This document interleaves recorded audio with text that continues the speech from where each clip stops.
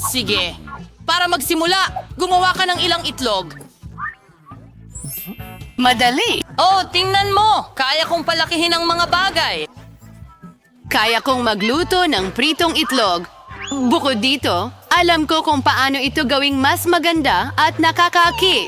Yaw! Para gawin ito, gagamitin ko ang espesyal na hulma. Ang itlog ko ay magkakaroon ng anyo ng mukha ng kuneho.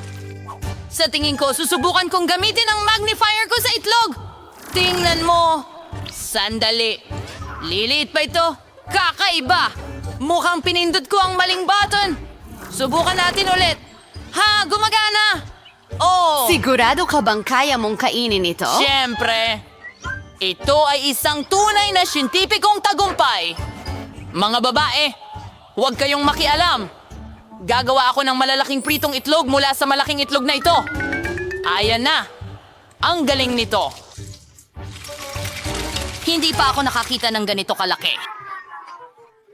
Well, lilipat na ako sa aking obra maestrang pagluluto. Sa simula, ang mga itlog ay kailangang basagin sa mga espesyal na hulma. Pagkatapos, ilagay natin ito sa kumukulong tubig. Susunod, isang avocado. Kailangan itong ihiwain at gawing puri. Ito ay guacamole. Kailangan itong ipahid sa toast. Oh, tingnan mo. Napakaganda. Ilang labano sa ibabaw at handa na ang almusal. Ang unang higanting itlog sa mundo? Oh, tingnan mo kung gaano ito kabongga. At may ketchup. Pero sa akin ang pinakamatamis. Tingnan mo! Mukha itong kuneho. Kawili-wili. Wow! Pinaghalong itlog sa anyo ng kuneho. Hindi lang maganda, kundi masarap din. Jane, mahusay ang ginagawa mo at ano ang meron kay Emma para sa akin? Mukhang kakaiba ang kanyang sandwich. At punong-puno ito ng berdeng gisantes. Ah, ito ay isang avocado. Ayoko nito. Professor John, ikaw na lang ang pag-asa ko. Sobrang simple Bingo! siguro. Pero nakagawa ako ng siyentipikong tuklas. Jane, binabati kita. Mukhang may inihanda si Leo para sa atin. Tama. Ngayong pagkakataon, ihanda mo ako ng salad. Madali lang. Magagawa ito. Isang salad? Madali lang. Siyempre, mas mabuting maghanda ng salad na may sariwang gulay. Bakit hindi ko ito palaguin ngayon?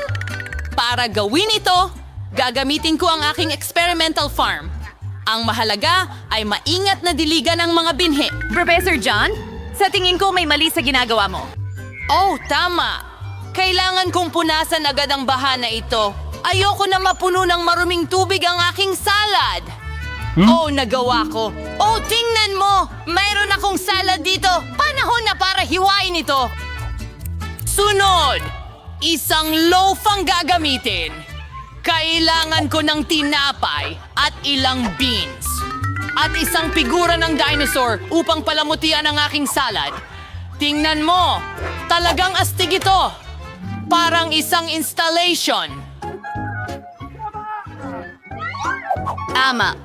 Ngayon, susunod na sa aking salad. Kumuha tayo ng pipino at ilang paminta, ilang sibuyas at ilagay ang lahat sa plato. Gagawin kong salad na parang cute na aso.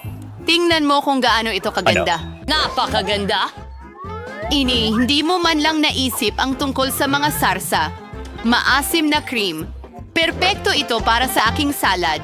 Susunod, ilang itim na tinapay. Ito ang kakatawan sa lupa. Ngayon, gagawa ako ng magagandang bulaklak mula sa mga gulay. Ilang labanos at iba pang gulay. Tingnan mo kung gaano kaganda ang kinalabasan.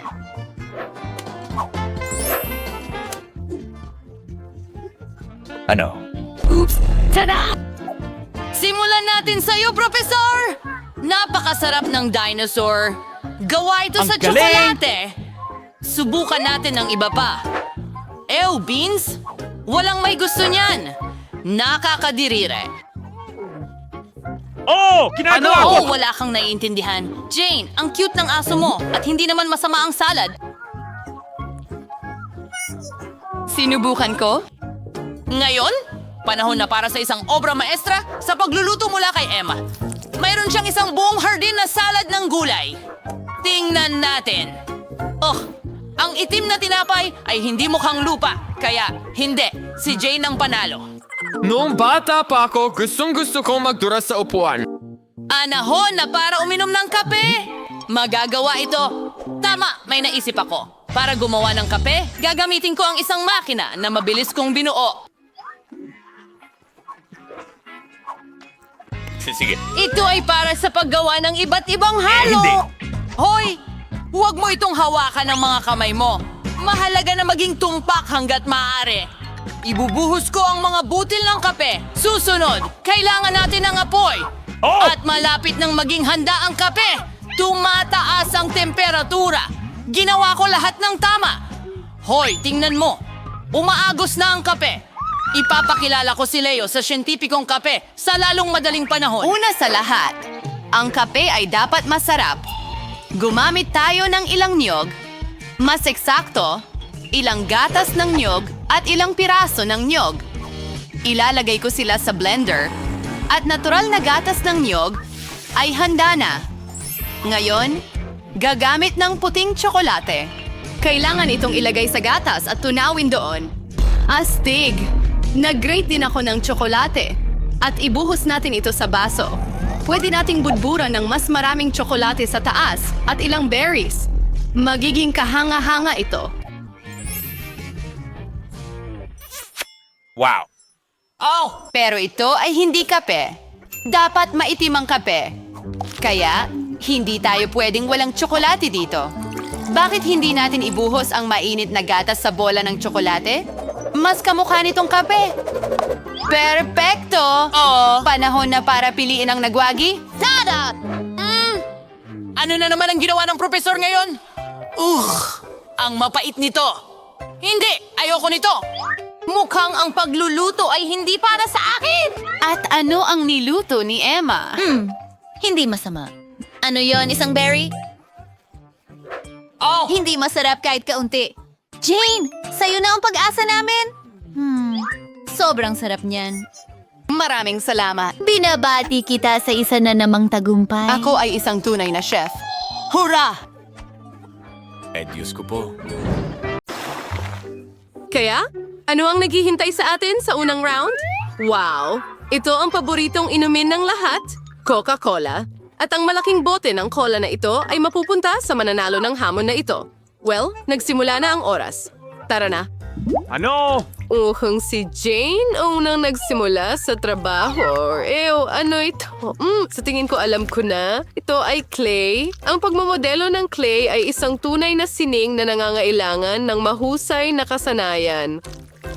Adulay care simpleng gagawin alagyo astig na bagay. Tingnan mo si Jane, nakakabuo na siya ng isang tiyak na hugis. Magaling. Wow! Maayos din ang ginagawa ni Emma. Ang hugis ng clay na ito ay halos kahawig na ng hugis ng bote. Samantha, bilisan mo na! O, nakakadiri! Sige, subukan nating gumawa ng kung ano. Hindi mukhang mahirap. Oo, ayan na. At siguro ganyan. Ano? Hoy, ano ang pinagtatawanan mo? Ang galing ng mga babae. At ako ay may, tiyak na hindi mukhang bote.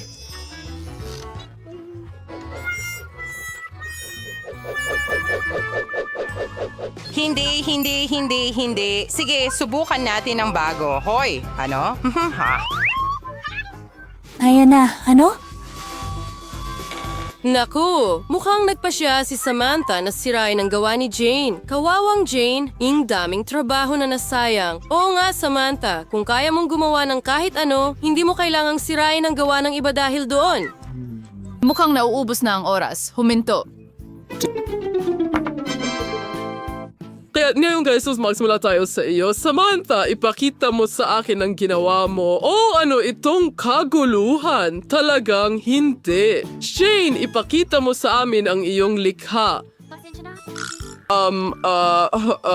Hindi. Hindi iyan ang kailangan mo. Kaya mong gumawa ng mas maganda, Emma. Wow! Hindi ko ilalagay ang obra maestra mo sa gallery, pero mas maganda ang ginawa mo kaysa sa iba. Binabati kita, Emma. Ikaw ang nanalo. At syempre, ang ipinangakong premyo mo. Okay, heto na. Oh, ang uhaw ko! Pasensya na, mga babae. Wala ako sa mood makipag-share ngayon. Sarap! Wow, gano'ng karaming prutas ang nandyan. Pero sandali, hindi iyan para sa pagkain. Kailangan ng mga babae na gumuhit ng pizza na may prutas. Wow, para sa ganitong mabangong pizza, talagang sulit ipaglaban. Handa na ba kayo, mga babae? Tara na! Sige. Oh, ang juicy ng orange. Pasensya na, pero hindi ko mapigilan ang sarili ko. Kaya, may isa pang piraso dito. Ang sarap. Masarap. Masarap. Kadiri, lemon ba yan? Ang asim nito. Wow, isang granada. Ang tamis at katas. Talagang kamangha-mangha. Ano ang problema sa'yo? Mukhang hindi naintindihan ni Samantha ang gawain. Hindi ito paligsahan sa pagkain ng prutas, kundi isang hamon sa pagguhit. Pero mukhang may naisip na kakaiba si Emma. Wow, pinipiga niya ang katas mula sa prutas papunta sa plato. Mukhang totoong pintura. Kiwi, orange, granada. Tingnan mo ang mga matingkad na kulay na ito. Sige, ngayon kaunting lemon para sa dilaw na kulay. Super! Ngayon, makakakuha si Emma ng brush at makakapag-drawing gamit ang juice, katulad ng ordinaryong pintura. Magaling na trabaho, Emma! Wow! Kailangan nating makaisip ng isang bagay na cool at talagang orihinal. Siyempre, tawin natin lahat ngayong smash yun ng orange at hiwain ito ng manipis. Ganito, magaling. Ngayon, kailangan natin ng saging. Hiwain ito ng maliliit at maayos na piraso. Ganyan. Ayos lang ako. At ngayon, kailangan natin ng ubas. Mahilig ako sa ubas. O sige, oras na para gawin ang ating pizza. Sa tingin ko mukhang cool at napaka-appetizing. Wow. Oras! Tapos na ang oras! Ipakita ang iyong gawa. Kaya, Samantha, ano ito? Hindi ito pwede. Parang hindi mo man lang sinubukan. Pasensya na. Okay, sino ang susunod? Emma. Hindi rin yan ang kailangan ko? Ano? Sige. Ngayon, Jane. Wow. Iyan mismo ang gusto kong makisa. Oh, magaling na trabaho. Iyon na ang kapayapaan. Alam kong magugustuhan mo ang aking drawing. Ngayon, oras na para sa merienda. Oh, ang sarap ng pizza. Talagang kamangha-mangha. Napakasarap at ang laki ng pizza. Panahon na para sa isa pang hamon. Wow, ang ganda at cute na loro. Sa tingin ko, magiging masaya ang sinumang babae na magkaroon ng ganitong alaga. Blah, blah, blah, blah, blah, blah. Pero kailangan pa rin itong paghirapan. Oh, handa na ba ang lahat? Tara na. Sige, simulan na natin. Sige, kaya kumuha tayo ng ilang dilaw na beads. Oh, ibuhos natin ito dito ng ganito. Magsimula tayo sa ulo. Magaling! Mukhang seryoso ang lahat ng mga babae sa pagkapanalo. Tingnan mo kung gaano kahusay si Emma sa gawain.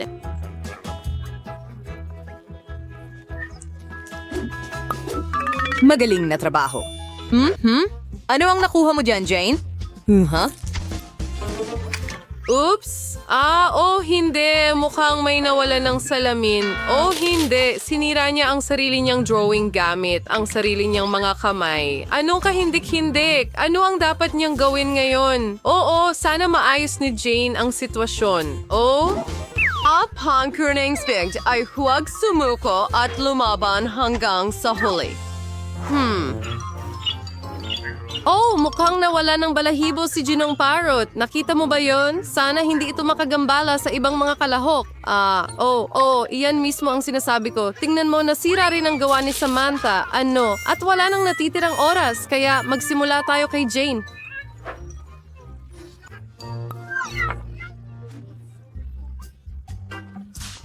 Oh, Diyos ko. Oh, talaga? Oh, hindi. Oh, Jane, hindi maganda yon. Hindi. Isang malinaw na hindi. Ano? Oh, hindi. Ano ang ginagawa ni Samantha?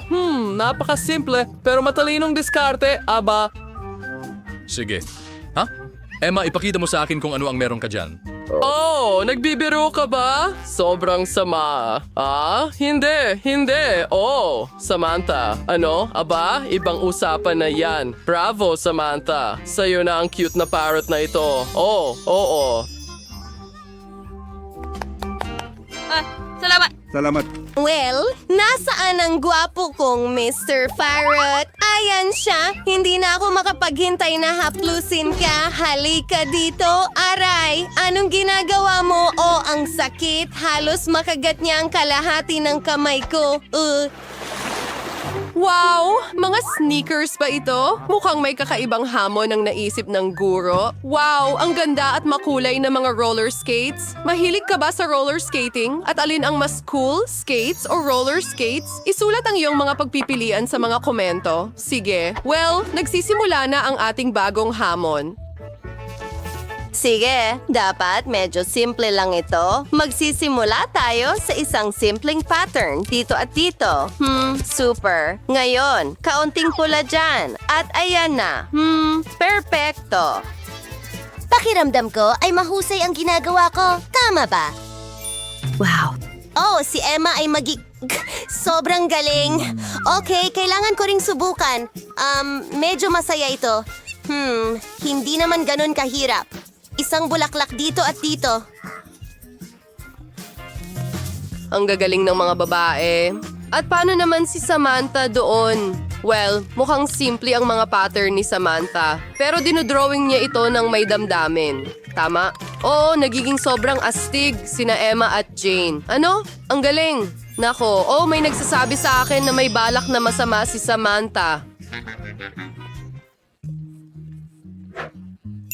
Hoy, talagang papaghiwalayin niya sina Emma at Jane? Wow, mukhang gumagana ang plano ni Samantha. Mga babae, huwag mag-away. Bakit mag-away ng sobra? Dahil sa parang wala lang. Yan lang si Samantha. Paano hindi ninyo maintindihan? Ngayon sinira ni Emma ang gawa ni Jane.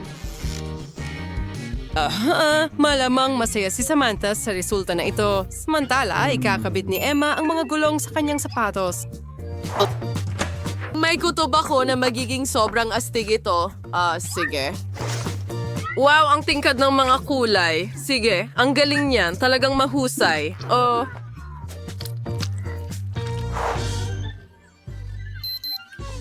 Anong oras na? Tigil! Ipakita ang inyong mga obra maestra, mga babae. Sige, Samantha. Hindi, pasensya na. Nako, Pero hindi ito ang kailangan ko.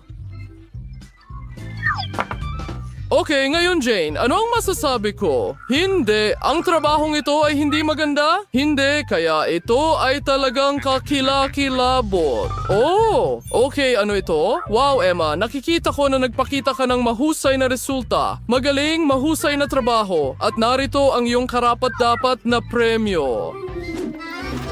Sige, subukan natin ngayon. Hindi talaga kasya. Seryoso? Ay, hindi.